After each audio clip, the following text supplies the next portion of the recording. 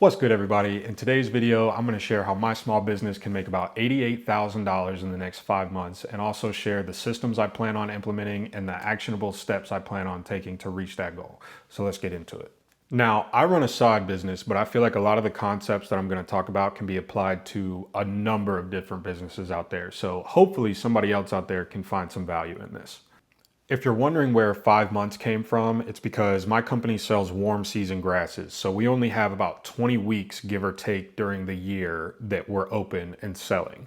And what I've done is come up with 3 different scenarios for where my business could possibly go this season.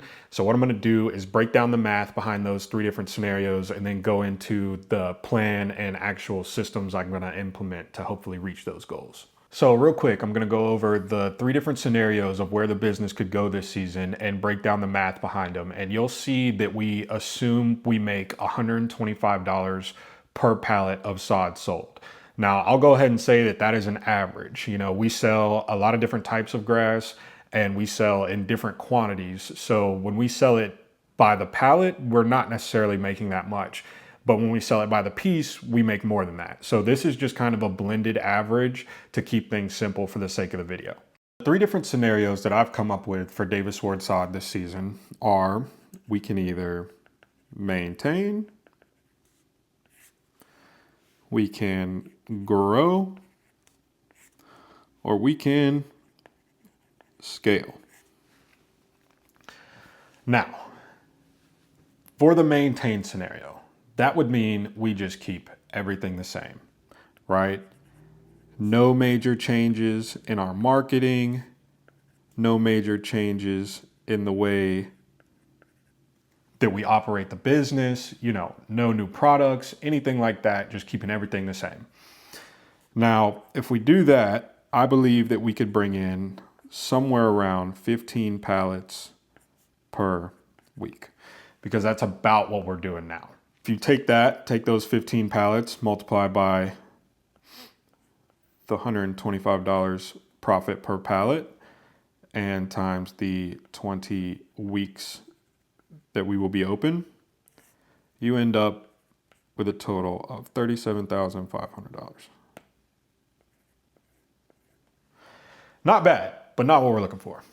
Now, next scenario is to grow. This would include more advertising, better marketing, doing some lead gen. And I'm going to go over some of these things in detail in the actual plan section, but right now I just kind of want to get through the math. And also adding new products. Now there's a couple that I have in mind that are some products that we could go and bring in and sell right now. And that would be pine straw and a topsoil compost blend. If we do that, I think we could ramp things up to about 25 pallets per week. I think we could sell 50 bags of the soil blend and about 100 bales of pine straw. Obviously, these are just guesses because I have no idea what the demand is because we've never sold them. But we are going to assume that on the pine straw, we're going to make about $2 a bale, and on the soil compost blend, it's going to be about $4 profit per bag. If you do that math, you end up with $70,500. That's a lot better than the maintain. Third scenario is to scale. And this would be consistent advertising, follow up with customers. I know that this looks messy, but just bear with me. This would also include commercial partnerships, meaning like partnering with, builders or some of these bigger commercial companies that do large jobs. Also pushing the new products. If we do that, I think we could ramp up to 36 pallets per week. The reason I say 36 is because that is 2 full trucks. Each truck holds 18 pallets, so 2 full trucks would be 36. I believe we could sell 100 bags of soil and about 200 bales of pine straw. If you do that math, you come to $106,000 in 20 weeks. I'm sure if you're a small business owner, you've sat back and ran hypothetical numbers a million times. That's the easy part. The hard part is, how do we actually get there? So that's what I'm going to talk about next. Okay, so I've thrown all these random numbers at you, but the question is, how do we actually get there? Well, for us specifically, we've been in business almost 45 years, and we've been at our new location going on 6 years now. And still, every week we have customers come by and say, oh my gosh, we had no idea you were here. So it has been made painfully obvious that our number one concern this season needs to be build brand awareness. And just let people know that we're here, because people can't buy your product if they don't even know you're there. For us specifically, because we're located right off of the highway, and at the moment we don't have any kind of road front signage to let people know that we're there. So for us, the number one thing is get some road front signage. Another thing that will help build brand awareness is getting some Davis Ward Sod decals put on my truck. Having a good online presence, whether that be, on Google, Facebook. This kind of goes with online presence, but building a social following. If you have other social media outlets that you post on. Building brand awareness is a big one for us specifically, just because we've been notified so many times that people don't even know that we exist. So that is the number one thing on our list. The second thing we can do that kind of goes into building brand awareness is marketing. We have to market ourselves better. We can do this through Google ads, through Facebook ads. We can do this through community groups such as, I believe Nextdoor is one. As far as ways that we could do it offline, maybe getting some yard signs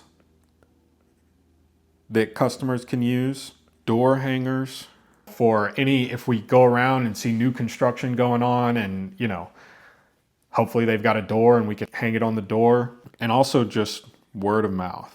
So those are all ways that we can kind of increase our marketing. The third one that I really think is going to make a difference in our business and could make a difference in any business really is lead generation. I got my real estate license a few years ago, and one thing that they hammered us with in training is learning how to lead gen. Because in real estate, it's pretty rare, especially when you're just starting out, that the business is going to come to you. You have to go find the business.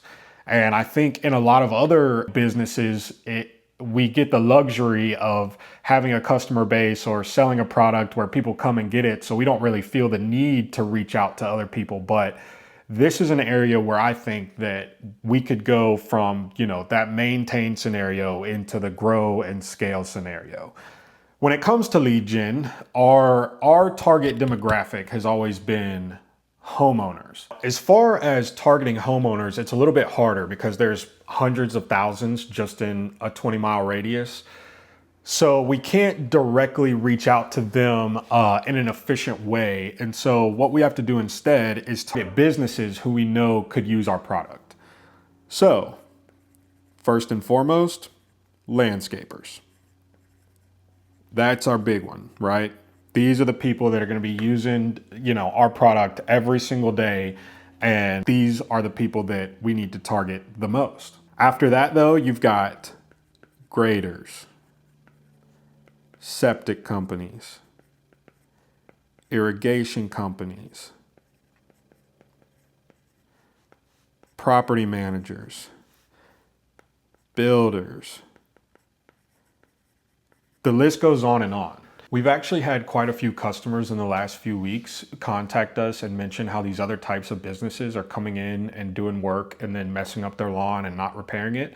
So I just kind of sat back and made a list of different types of companies that could possibly use our product. Next on the list is to add more products, such as pine straw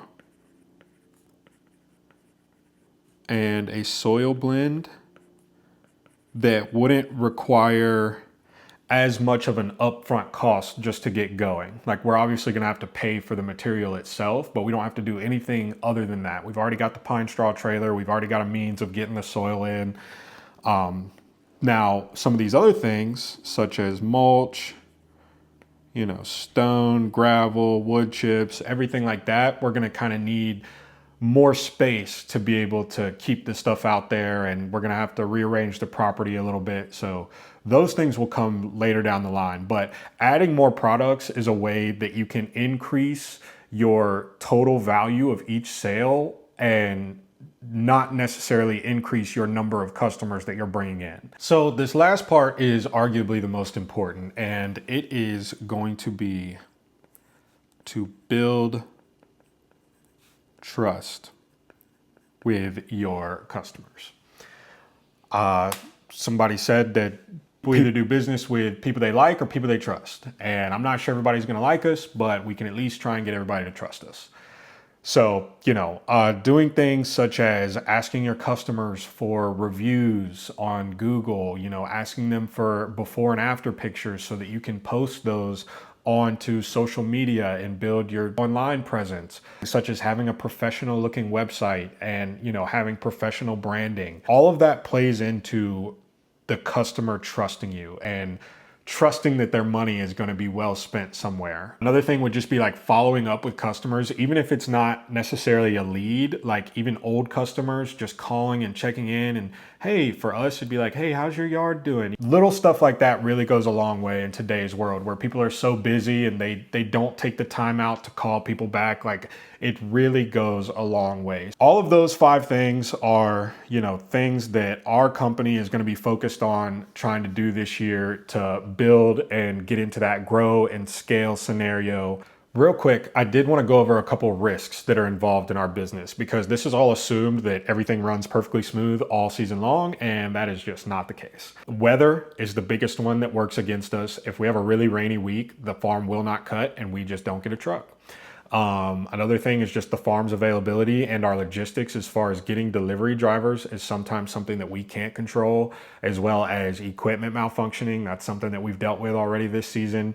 So there's a few things that are out of our hands that we just can't control, but there are some things that we can control. And so now I want to talk about my action plan and the steps that I'm going to take every single week for the rest of the season to try and grow Davis Ward Sod. So this is my action plan and what I plan on doing every week for the next 20 weeks to try and grow the business. First on that list is contact 25 landscapers, because like we discussed, they are going to be the most likely business to use our product and give us the best opportunity to do some of these bigger jobs. Now, next on that list is contact 25 other contractors such as builders, graders, septic people, etc. Because we know that there is also an avenue for them to use our product, but probably not as much as the landscapers. Next is going to be post on Facebook 2 to 3 times per week. This is just going to help us build that online social presence. We're going to ask every single customer for review and pictures.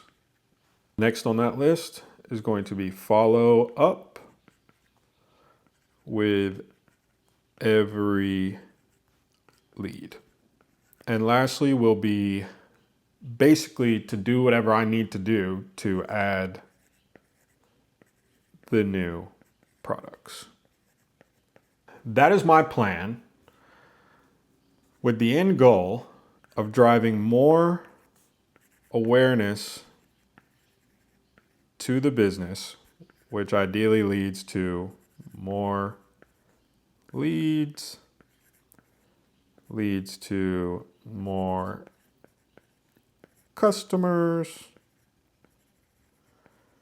which ultimately leads to more profit. which as a business is the goal, right? You may be wondering where that $88,000 came from. I'm going to show you. So if you take our 3 different scenarios,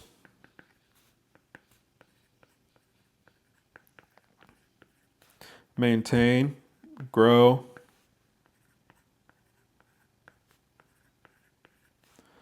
and scale,